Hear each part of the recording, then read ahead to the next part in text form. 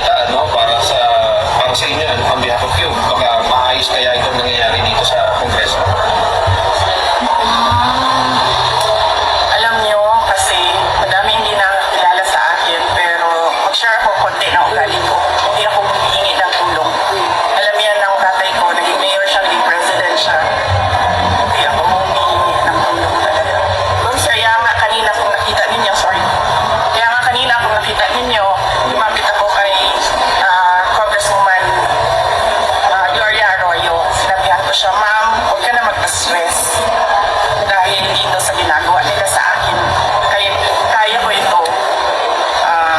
Don't stress yourself about it. Yan din ang sinabi ko kay Congressman Marcoleta. Ma'am, sa gitna po ng lahat ng ito, how are you po? How do you feel about what's happening right now? And you mentioning even about the impeachment complaint or yung possible. Iniisip ko lang na kapartiyan ng journey ko as a government official. Yung lahat ng nangyayari ngayon. Kung sa tingin niyo po may hand si PBBM sa nangyayari dito sa Congress, actions against you and the Duterte family, sa tingin niyo may hand si Pangulo? Ma'am, hindi ko sagutin yan kasi sarcastic yung sagot ko dyan. Next. So, kumusta si Presidente Duterte? Kumusta yung mga advice niya sa inyo sa nangyayari ngayon na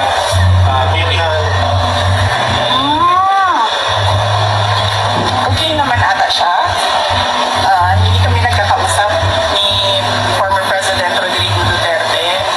Pero sinasabihan ko lagi yung mga nakapalibot sa kanya, nasabihan siya na huwag ma-stress sa nangyayari. Tulad ng sinabi ko din kay Ma'am GMA kanina. Ma'am, may regrets pa kayo na sumama kayo sa Unity kasama si President Marcos? Medyo mahaba kasi yan eh. It's a sit down.